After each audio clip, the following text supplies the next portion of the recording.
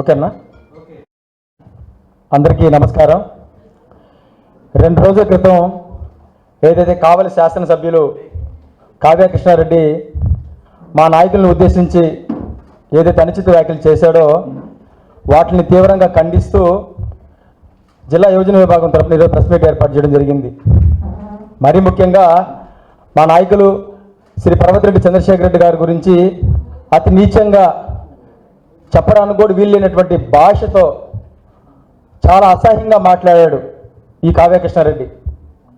ఆయనకి నేను మీడియా ముఖంగా 2 విషయాలు గుర్తుపెట్టుకోమని తెలియజేస్తా ఉన్నా. మరీ ముఖ్యంగా ఆయన నడవడిక గురించి కావచ్చు, ఆయన మాట తీరు గురించి కావచ్చు, ఆయన నిదానం గురించి కావచ్చు, రకరకాలుగా పక్కన ఉన్న మహిళలు కూడా చీద్రించుకునే విధంగా ఈరోజు కావ్య కృష్ణారెడ్డి మాట్లాడారు. ఆయనకి మీడియా ముఖంగా స్పష్టంగా 2 విషయాలు గుర్తు చేస్తా ఉన్నా. కావ్య కృష్ణారెడ్డి గుర్తుపెట్టుకో, మహాత్మా గాంధీ గారు కూడా ఆయన మాట తీరు కూడా చాలా నిదానంగానే ఉంటుంది.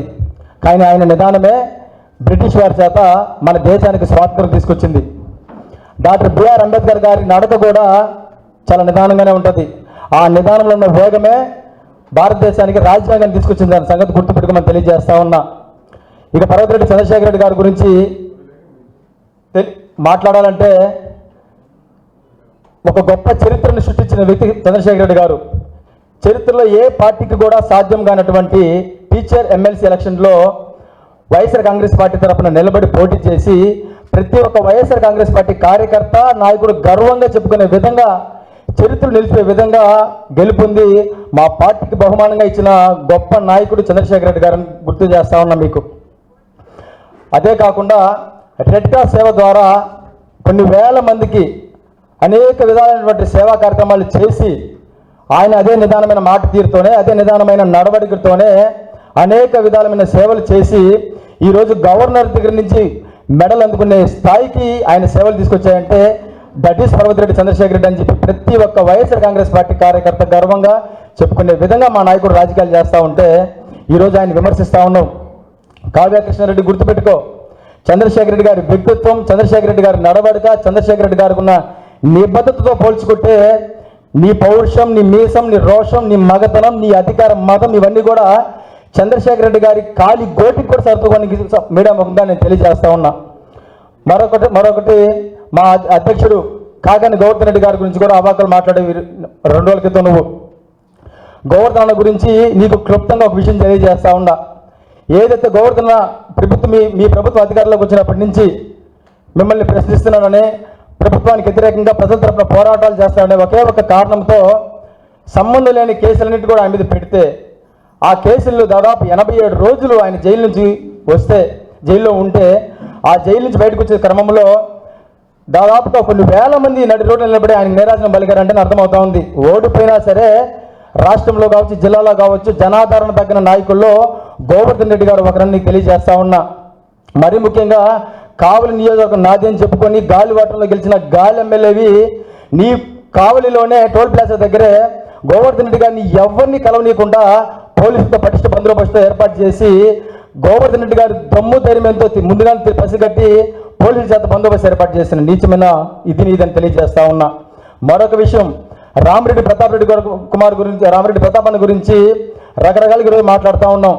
కేవలం ప్రతాప్ అన్న ఈ 15 నెలల్లో నువ్వు చేసిన చీకటి సామ్రాజ్యం, నువ్వు స్థాపించిన చీకటి సామ్రాజ్యం గురించి కావచ్చు, నువ్వు చేసిన అన్యాయాల గురించి కావచ్చు, నువ్వు చేసిన దౌర్జన్యాలన్నింటినీ కూడా ఒక వీడియో రూపంలో అన్నింటినీ బంధించి ప్రెస్ ద్వారా నీ చీకటి సామ్రాజ్యాన్ని బట్టబయలు చేస్తున్నాడనే ఒకే ఒక కారణంతో ఆ ఇది నుంచి బయటపడేయాలని ఒకే ఒక ఉద్దేశంతో నీ పైన హత్యాయత్నం చేస్తున్నాడని ఒక దొంగ కేసుని ఆయన మీద మోపి హత్యాయత్నం కింద ఈరోజు నువ్వు ఆయన మీద దొంగ కేసును బనాయించడం జరిగింది.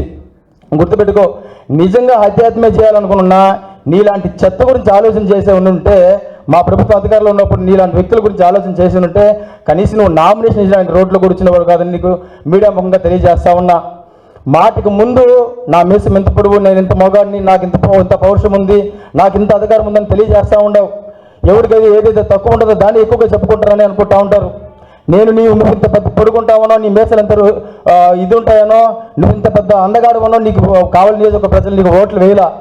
నువ్వు ప్రజలకి జవాబుదారితనంగా ఉంటావు, ప్రజలకు మేలు చేసే 4 పనులు చేస్తావనే ఉద్దేశంతో నీకు ఓట్లు వేశారు తప్పితే ఈరోజు నువ్వు మాట్లాడే నీ మాటలు పక్కనున్న నీ ప్రెస్ మీట్లో ఉన్న మహిళలు కూడా హర్షించే పరిస్థితిలో లేరు.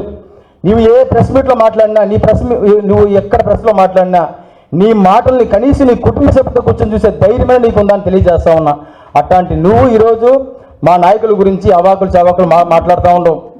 నీ చీకటి సామ్రాజ్యం గురించి, నీ గురించి కదిలిస్తే కావుల్లో గుట్టలుగా నీ గురించి, నీ అవినీతి సామ్రాజ్యం గురించి గుట్టలు తెలియజేస్తూ ఉన్నారు.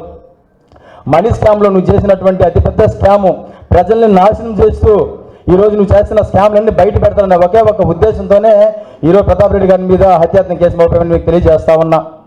ఈరోజు ఒకటే, ప్రతాప్ రెడ్డి గారు కూడా నీ అవినీతి ప్రశ్నిస్తే బెంగళూరు వెళ్ళిపోయారంటావు. ప్రతాప్ రెడ్డి గారు నీకు సంబంధించిన ఏదైనా మాట్లాడారంటే ఆయన సిట్టించారు జరపమని అంటావు. ఇట్లా ఎక్కడికెక్కడ డివియేషన్ పాలిటిక్స్ చేస్తూ చంద్రబాబు నాయుడు గారి దగ్గరికి శిష్యుడిగా నువ్వు ఈరోజు కావల్లో పేరు పొందను, గుర్తుపెట్టుకో. ఇకపోతే నువ్వు ఎక్కడ మాట్లాడినా సరే నన్ను ఏం పీకారు, మీ అధికారులు ఉన్నప్పుడు మీరేం పీకారు, మీరేం ఇచ్చేశారని చెప్పి అసభ్యకరంగా నువ్వు ఈరోజు మాట్లాడుతూ ఉండవు. ఈరోజు నిజంగా మీకు జగన్మోహన్ రెడ్డి గారు ముఖ్యమంత్రి అయినప్పుడు నీలాంటి పనికిమాలిన చెత్త గురించి ఆలోచన చేయకుండా ప్రజలకు ఆయనకు ఓట్లు వేసిన వ్యక్తుల గురించి మాత్రం ఆలోచన చేశాడు కాబట్టే ఈరోజు నీలాంటి పనికిమాలిన చెత్త అంతా రోడ్లోకి వచ్చి నీచేత నిజంగా మాట్లాడుతూ ఉండరు. గుర్తుపెట్టుకో, జిల్లా యువజన విభాగం తరఫున ఈ రోజు దాకా కూడా మిమ్మల్ని ఒక ప్రత్యర్థిగానే చూసాం. కానీ 2 రోజుల క్రితం నువ్వు చేసిన వ్యాఖ్యలు ఏవైతే ఉన్నాయో నిన్ను శత్రువుగా తీసుకునే పరిస్థితులు ఈరోజు నువ్వు కల్పించావు.